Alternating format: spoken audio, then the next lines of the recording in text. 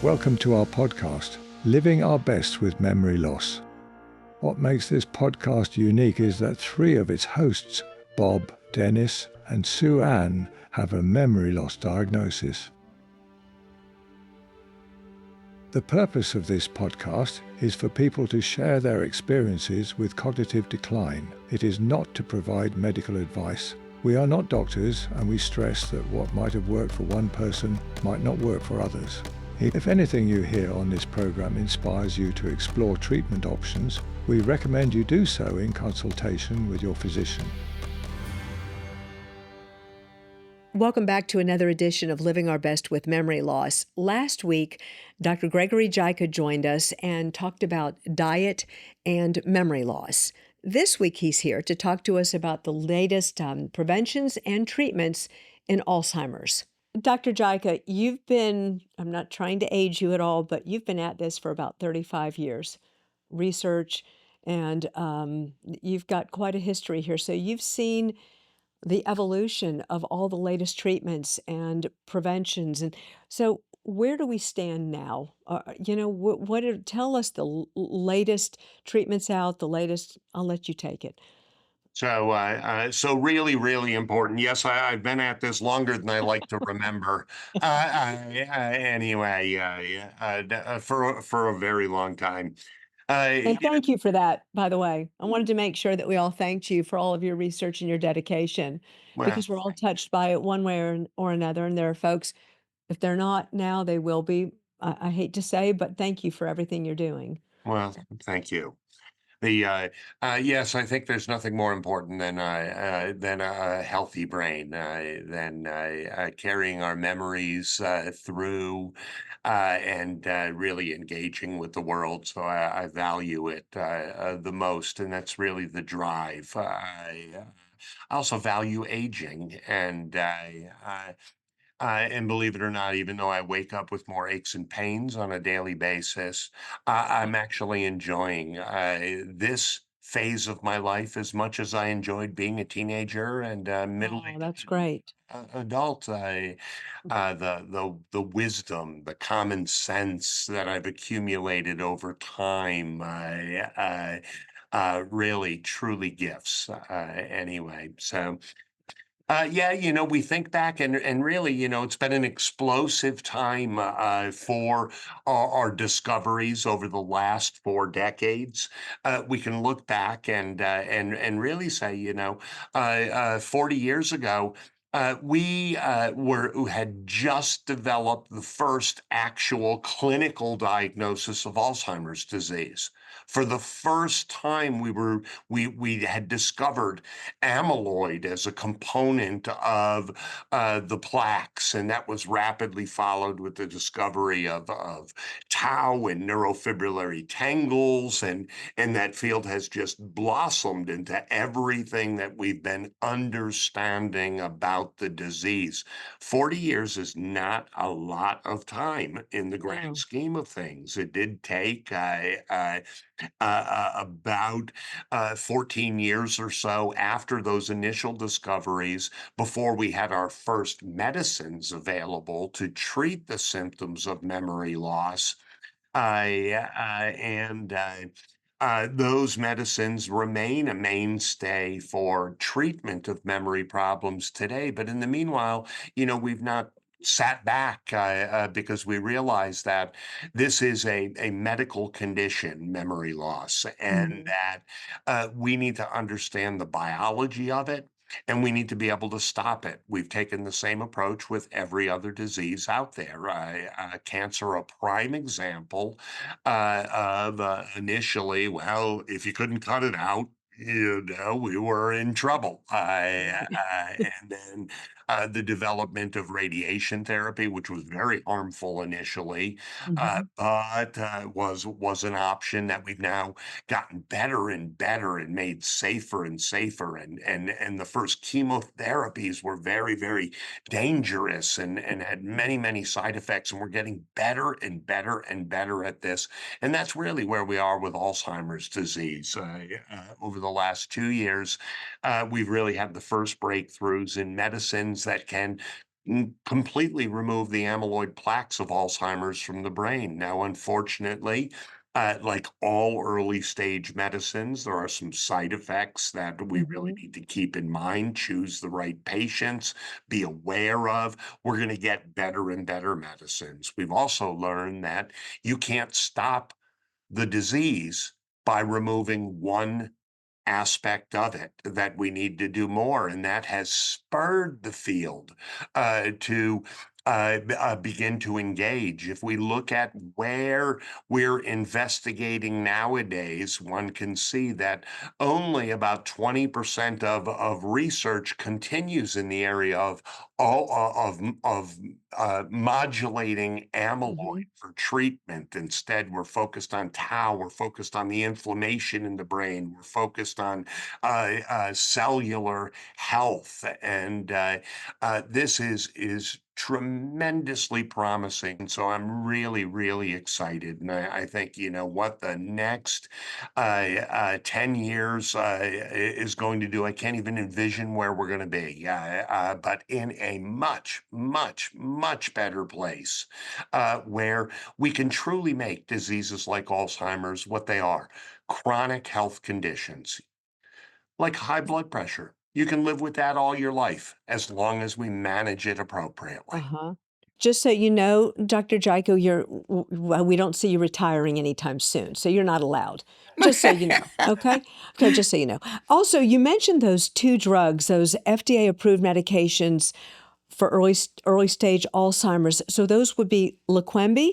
Forgive me if I'm not pronouncing them correctly. Please correct me. And Kisunla. K- Am I those two? That's correct. You did a great job. Yeah, yes. These are the first medicines to receive that actually change the biology of Alzheimer's that have received full FDA approval and are By being. removing amyloids, by they. Yes, these are antibodies. They're given by an infusion. You have to have an IV placed and receive those antibodies. We've been working on vaccines, but the vaccines will produce antibodies against Alzheimer's disease in an unchecked fashion. And we do know that some of the side effects of these medicines are related to how fast we're removing amyloid from the brain. And so Mhm. by giving these antibodies through an infusion, we can slow down if we're going too fast. We can speed up if we're going too slow. We have perfect control over how we're removing those amyloid plaques from the brain. And so, to me, it's just amazing that we can change the disease. The first step Right. to curing a disease is Yes. being able to change it. And now we can do that. That's very encouraging, very encouraging. And those types of medicines would be suggested or prescribed to someone upon diagnosis, or how far along in the progression are they going to help, Dr. Jicha? Yeah, we don't have a full answers to that, but we do know that the medicines are only approved for those with mild cognitive impairment, folks with mild memory problems related to Alzheimer's disease, but people who are still managing their day in, day out function using sticky notes and calendars and things of that nature, or in the very mild stages of dementia where they may need a little help with things. We do have folks that have been on these medicines through the clinical trials, though, for very extended periods of time. The benefits tend to diminish the more one progresses in the disease. So typically, if one was already in the moderate stage of dementia, we would not start these medicines. Mm, A okay. question of when we should stop them, we really don't have the answer to right now. Okay. We're Still gonna, too new. Yeah. yeah, we're gonna figure this out. Okay. How about for other types of memory loss? I have mild cognitive impairment due to having MS and my plaques in my brain. And my father had vascular dementia and even had a stroke, had hyperlipidemia inherited. No matter how he ate, he couldn't lower that, so he needed to take the medicines. And so I just wondered, is there any crossover in other types of causes for the MCI? Yeah. This is really important. So, mild cognitive impairment and dementia, as you're alluding to, are really just umbrella terms. Right, They right. describe the memory problem, but they don't describe the underlying biology. And here's really, and this is really where the field has turned, and what's really on the cutting edge of science currently is that when we look, especially when we look currently in autopsy series, people who have donated their brains after they passed away, we've actually learned that pure Alzheimer's or pure vascular dementia are almost myths. They almost do not exist. Very low, 5 to 10%, maybe 20% of cases could be one disease. What's more important is understanding that there often is more than one thing going on. It might be two. It might be a little bit of Alzheimer's with a little bit of Lewy body disease, or a little bit of vascular disease thrown in, or a little bit of TDP-43, what we call late, thrown in. And these build up over time. And so by the time one develops dementia in the moderate to severe stage, about a quarter to a third of people actually have all four abnormal proteins identified as building up abnormally. It's what we call a quadruple misfolded proteinopathy, or a QMP. And so beginning to really tackle this complexity. And then when we look at other folks, there can be many other causes. There could be MCI or early dementia related to dietary insufficiencies, or Uh-huh. to Yeah. MS, or to traumatic brain injury. Hmm. Right. So this is important, and this is why sometimes seeking out an expert, talking to your primary care doc is always the place to start. But sometimes we really need to seek out. If somebody tells you you have mild cognitive impairment or you have dementia, the first question and the major question you need to ask is, what is causing it?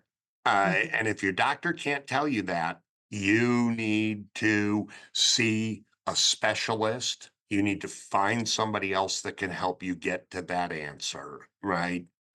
We all know if we went in to see the doctor with a little bit of chest pain and the doctor turned to us and said, "Well, you've got a heart problem," and walked out of the room, we would be pretty darn unhappy. We'd say, "Wait a minute, get back in here. What kind of a heart problem, and what are we going to do about it?" I know. Right, exactly. Bob, Thank you. you had wanted to ask Dr. Jicha about semaglutide. You had said that you were going to, so I'll be your spokesperson right now. Bob had done a little research and he wanted to ask you your thoughts on semaglutide. Yeah, so really interesting. These are what we call GLP-1 agonists, originally developed for type 2 diabetes, people who are insulin resistant. Now they're probably being used more commonly across the globe for weight loss because they have this tremendous ability to correct metabolism in Hmm. the body, and to bring us to a healthier state. So what's come out of those studies is an understanding now that people that have been placed on these GLP-1 agonists have a reduced likelihood of going on to develop memory problems. And so that's really spurred the field, and there are ongoing studies currently Hmm. investigating semaglutide in mild cognitive impairment and early dementia for its benefits. And that would be Alzheimer's with and without vascular cognitive impairment as well. So Oh, interesting. Yeah. Novo Nordisk are doing those studies. We expect a readout on those studies within the year. Perhaps as early as next fall, we should have our answers as to whether or not this can become a new part of our armamentarium, of our repertoire of how we can Right. treat and keep the brain healthy. So I'm really excited for that. Again, as I've said, we're just in such an explosive time with discovery after discovery, and we will have some failures. We always do. I have to talk to my students and the like, we call it research, right? If you always got the answer the first time, we would call it search, right? Be no re in it. The re means we learn, but every time we do a good study, we learn. And if the study is a negative, we get a negative result, but the study was done right, that teaches us just as much as a study that got positive results and was done right. It's constantly course correcting, constantly moving forward, researching, researching, researching. So these GLP-1s, agonists, I really have my eyeball on. So I think that that's great, Bob. And I'm participating in the Novo Nordisk semaglutide clinical trial myself. So, and have been now Fantastic. for a couple of Dennis. years. That's great. Well, one of the questions I had is Alzheimer's is such a hot topic as those of us, that were born in the 50s and 60s age. And I know that there's more and more research about it, but I just wanted to know how secure is your funding to continue this frontline type of research that you're doing at the University of Kentucky. So can you speak to that? Yeah, I think right now funding is very good. We have the National Alzheimer Project Act, which we've had since 2011, and that has just been gone through a reiteration, again reinforcing the need for our to keep our folks healthy as they get older. This is one of the best ways for us to fight, believe it or not, for us to fight the budget deficit. If we're spending hundreds of billions of dollars a year in caring for people with dementia, well, by golly, we really do need to find cures, better ways to treat this and reduce that major cost and its impact on quality of life, on those that may help us as we develop worsening memory problems and are no longer able to work or contribute to society. So for right now, things are good. We're making tremendous progress. There always is a period of time in medical and scientific discovery where there's an incubator that kind of occurs. New knowledge is being gained and it's building and it's building. And then that incubator all of a sudden starts producing. One could think of it as chickens laying eggs, eggs that are fertile, and they're placed under lamps to warm them up and they incubate. And then there comes a period of time where all of a sudden the chicks start hatching. Boom, boom, boom, boom, boom, just like growing a garden. All of a sudden the plants are coming up, and then boom, one weekend it's sunny after a rainstorm and everything flowers. And that's where we are in terms of the work that we're doing on Alzheimer's. We've been in an incubator phase, and right now it's exploding, and just in time for us baby boomers that are out there, because we need to be able to do more than we're doing today. But again, it's not just something that we're going to find in a pill somewhere. It is something that's going to require us to have a comprehensive look. So things that we're talking about, like diet, incredibly important. You don't want to take an Alzheimer pill and let everything else go to pot. That would not be good.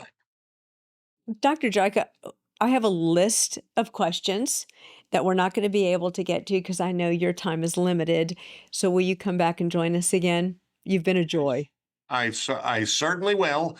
You could always try, if there's anything pressing, we could do a speed round, and I'll try to keep my responses short. Oh, you've been a wonderful guest, and I just am going to leave here so encouraged today. And thank you. Takes an army, and we're really hand in hand with researchers across the globe, and that's how we win. That's how we make these advances. And God bless you all, and keep working on that brain health. And Denis, thank you for being part of that clinical trial. You are paving the way forward. So it's not the scientists that are the heroes, it's you that are the heroes. Thank you. Thank you so much.